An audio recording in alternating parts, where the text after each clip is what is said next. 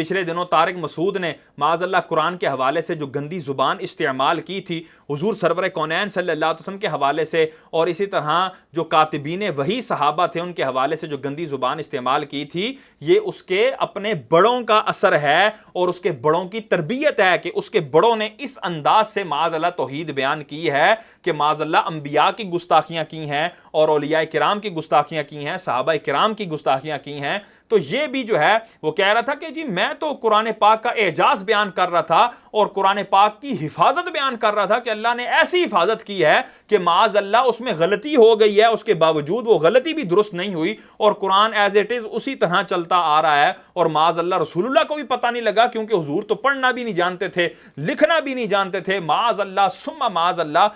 دیکھو ہمارے نبی صلی اللہ علیہ وسلم جب قرآن لکھوایا نا تو چونکہ آپ لکھنا پڑھنا نہیں جانتے تھے تو بعض دفعہ کاتب سے گرامر کی غلطی ہوئی لکھنے میں، ہمارے نبی نے اس کی کریکشن نہیں کی، آپ کو نہیں پتا چلا کہ گرامر کے لحاظ سے یہ غلط لکھا ہوا ہے، وہ اب تک اسی طرح لکھا ہوا ہے۔ سمجھ رہے کہ نہیں سمجھ رہے؟ مثال کے طور پر بہت ساری مثالیں اس کی قرآن میں، سورہ اقرا بسم ربک الذی خلق میں کیا آتا ہے؟ کلا لئن لم ینتہی لنسفعا بالناصیہ، اللہ کہتے ہیں اگر یہ کفر سے باز نہیں آئے ہم ان کو پیشانی کے بالوں سے پکڑیں گے قیامت کے دن۔ تو یہاں ہے لنسفعا، تو کاتب نے کیونکہ عن میں آواز نون کی آ رہی ہے تو کاتب نے اس وقت لکھ دیا نون کے بجائے الف ڈال دیا جو تنوین کی علامت ہے۔ یہ گرامر کے لحاظ سے 100% کیا ہے؟ مسٹیک۔ یہ گرامر کے لحاظ سے 100% کیا ہے؟ مسٹیک۔ کاتب وحی نے لکھا، نبی لکھنا پڑھنا نہیں جانتے، اور کمال کی بات ہے جو لکھا آج تک کوئی مائی کا لال پیدا نہیں ہوا کہ اس کو نون بنا دے۔ اب کہنے کے لحاظ سے اوپر سے تو لگے گا یہ غلط ہے، لیکن بھائی اللہ نے یہ اس لیے ہونے دیا، بتا دیا کہ محمد صلی اللہ علیہ وسلم واقعی امی تھے۔ نمبر 2، ہم نے اس قرآن کی حفاظت ایسے کی ہے کہ اگر ظاہری لحاظ سے اس میں کوئی غلطی لکھنے میں، ظاہری لحاظ سے، ورنہ تو اس میں بڑی حکمت ہے،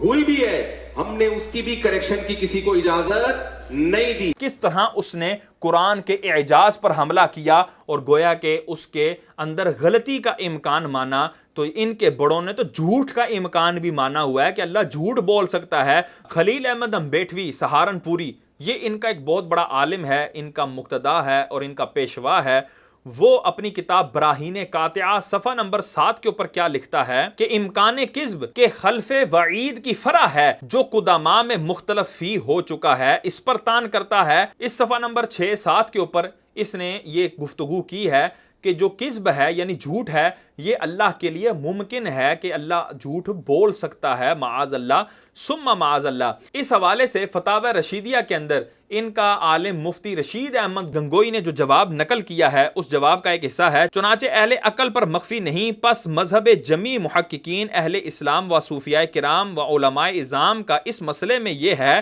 کہ کذب داخل تحت قدرت باری تعالی ہے، یعنی معاذ اللہ ثم معاذ اللہ جو جھوٹ ہے وہ اللہ کی قدرت کے تحت داخل ہے کہ اللہ جھوٹ بول سکتا ہے۔ تو جو جھوٹ بول سکتا ہے تو اس نے قرآن میں جھوٹ بھی لکھا ہوگا، معاذ اللہ جھوٹی آیات بھی اتاری ہوں گی، معاذ اللہ ثم معاذ اللہ، پھر لا ریب فیہ تم کیوں کہتے ہو معاذ اللہ ثم معاذ اللہ، یہ ان کے بڑوں نے کانٹ کیے ہوئے ہیں۔ تو اب یہ طارق مسعود کا بعد میں جو ہے وہ کھسیانی بلی کھمبا نوچے کے مصداق اپنے جو ہے وہ رجوع ریکارڈ کروانا اور یہ اپنے رجوع کے جو پینترے بدل رہا ہے، اب اسی کی ویڈیو ملاحظہ فرمائیں۔ لیکن چونکہ گورنمنٹ نے ایک لا بنایا ہے کہ ایسا نہ ہو کہ لوگ پیغمبروں کی گستاخیاں کرتے رہیں اور بعد میں جب پکڑے جائیں تو کہتے ہیں ہم نے توبہ کر لی، کہ ہمیں تو نہیں پتا دل سے کی ہے اوپر سے کی ہے۔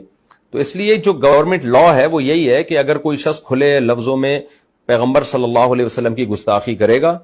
گورنمنٹ پھر پابند ہوگی کہ اس کو سزا دے تاکہ یہ گستاخیوں کا دروازہ بند ہو جائے، ورنہ لوگ اس کو بہانہ بنا لیں گے نا، گستاخیاں کرتے رہیں گے اور پھر کل کہیں گے ہم نے توبہ کر لی ہے، پھر کوئی بدتمیزی کرے گا کل کہے گا ہم نے توبہ کر لی ہے۔ اب یہاں پر دیکھیں اس نے واضح کہہ دیا ہے کہ اگر کوئی گستاخی کرتا ہے اور بعد میں توبہ کرتا ہے تو ہم اس کی توبہ کو نہیں مانیں گے، ہمیں کیا پتا کہ وہ دل سے توبہ کرتا ہے یا نہیں کرتا، تو ہم پورا قانونی راستہ اختیار کریں گے اور اس کو قانون کے ذریعے سزا دلوائیں گے۔ تو ہم بھی حکومت وقت سے یہ استدعا کرتے ہیں کہ وہ طارق مسعود کو جو قانون کے مطابق سزا بنتی ہے وہ اس کو دی جائے۔